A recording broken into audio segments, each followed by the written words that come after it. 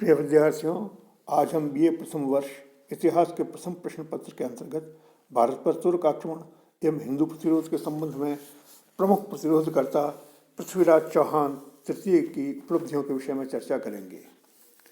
पृथ्वीराज चौहान तृतीय का जन्म 1166 ईस्वी में बताया जाता है। अपने पिता अजमेर के प्रतापी चौहान शासक सोमेश्वर की मृत्यु होने के बाद 1177 ईस्वी में पृथ्वीराज 11 वर्ष की आयु में अजमेर की गद्दी पर बैठा। उसने 1192 ईस्वी तक उत्तर भारत के बड़े भूभाग पर शासन किया। वह राय पिथौरा के नाम से विख्यात हुआ।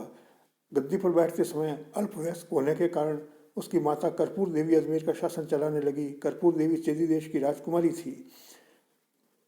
उसने दाहिम्बा राजपूत कदम्बवास या कैमास को अपना प्रधानमंत्री बनाया। कदम्बवास ने नागों का दमन किया और बड़ी राजभक्ति से शासन किया। चंदेल और मोहिलों ने भी इस काल में शाकंभरी राज्य की बड़ी सेवा की। कर्पूर देवी का चाचा भुवनायक मल्ल अथवा भुवन मल्ल पृथ्वीराज की देखभाल के लिए गुजरात से अजमेर आ गया और उसके कल्याण हेतु काम करने लगा।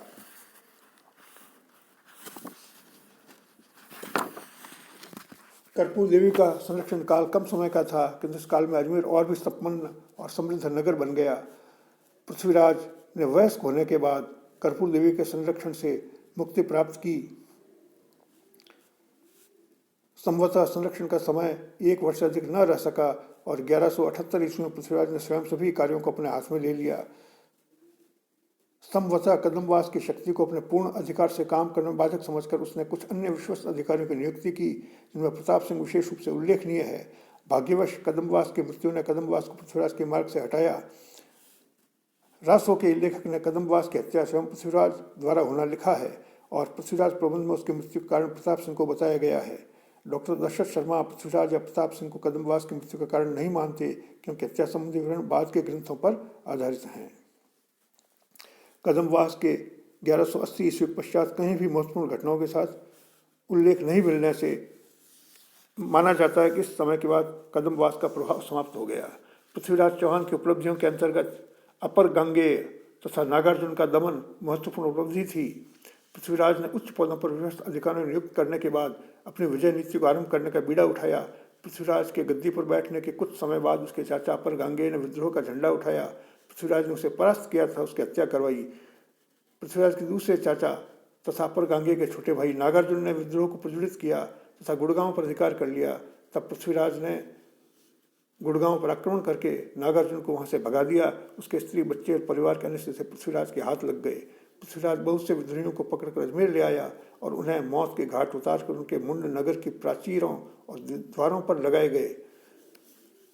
भंडारकों का दमन। राज्य के उत्तरी भाग में मथुरा, भरतपुर तथा अलवर के निकट भंडारक जाति रहती थी। विग्रहराज चतुर्थ ने इन्हें अपने अधीन किया था, किंतु उसे विशेष सफलता नहीं मिली। 1182 ईस्वी के लगभग पृथ्वीराज चौहान दिग्विजय के लिए निकला।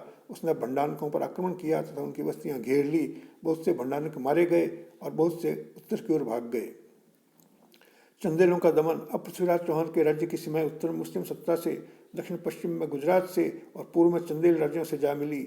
चंदेलों के राज्य में बुंदेलखंड, जेजाक भुक्ति तथा महोबा स्थित थे। कहा जाता है एक बार चंदेलों के राजा परमर्दी देव ने पृथ्वीराज के कुछ घायल सैनिकों को मरवा दिया। उनकी हत्या का बदला लेने के लिए पृथ्वीराज चौहान ने चंदेलों पर आक्रमण किया। जब चंदेल राज्य को उसने लूटना आरंभ किया तो परमर्दी देव भयभीत हो गया। उसने अपने सेनापतियों आल्हा उदल को पृथ्वीराज के विरुद्ध युद्ध क्षेत्र में उतारा। तुमुल युद्ध के पश्चात परमर्दी के सेनापति परास्त हुए। आल्हा उदल ने इस युद्ध में अद्भुत वीरता का प्रदर्शन किया, लेकिन फिर भी चंदेलों को परास्त होना पड़ा। 1182 ईस्वी मदनपुर लेख के अनुसार पृथ्वीराज ने जेजाक भुक्ति के प्रदेश को नष्ट किया। सारंगधर पद्धति और प्रबंध चिंतामणि के अनुसार परमर्दी ने मुख में तृण लेकर पृथ्वीराज से क्षमा याचना की। चंदेलों के राज्य की दूसरी तरफ की सीमा पर कन्नौज के गढ़वालों का शासन था।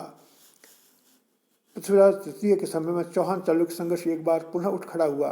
पृथ्वीराज ने आबू के सांखला परमार नरेश की पुत्री इच्छिनी से विवाह कर लिया। इससे गुजरात का चालुक्य राजा भीमदेव द्वितीय पृथ्वीराज से नाराज हो गया, क्योंकि वह भी इच्छिनी से विवाह करना चाहता था। पृथ्वीराज रासो के अनुसार पृथ्वीराज के चाचा कान्हड़ देव ने भीमदेव के चाचा सारंगदेव के 7 पुत्रों की हत्या कर दी। इससे नाराज होकर भीमदेव ने अजमेर पर आक्रमण कर दिया और सोमेश्वर चौहान की हत्या करके नागौर पर अधिकार कर लिया। पृथ्वीराज ने अपने पिता की हत्या का बदला लेने के लिए भीमदेव को युद्ध में परास्त कर मार डाला और नागौर पर पुनः अधिकार कर लिया।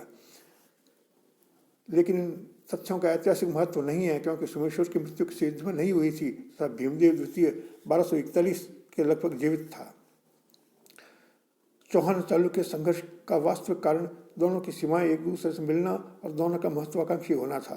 खरतर गच्छ पट्टावली में 1187 ईस्वी में पृथ्वीराज द्वारा गुजरात अभियान करने का वर्णन मिलता है। बीरबल अभिलेख से भी इसकी पुष्टि होती है। कुछ साक्ष्य इस युद्ध की तिथि 1184 बताते हैं। इस युद्ध में चालुक्यों की पराजित हो गई और चालुक्यों के महामंत्री जगतदेव प्रतिहार के प्रयासों से चौहान और चालुक्यों में संधि हो गई। चालुक्यों ने पृथ्वीराज चौहान को काफी धन दिया।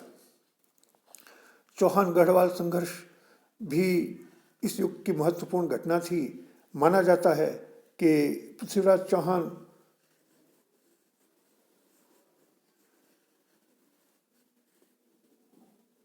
गढ़वाल नरेश दोनों आपस में भाई थे।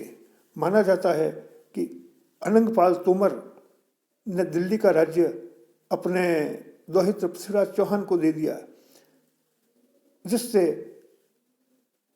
अनंगपाल का दूसरा दोहित्र विजयपाल का पुत्र जयचंद बहुत नाराज हुआ।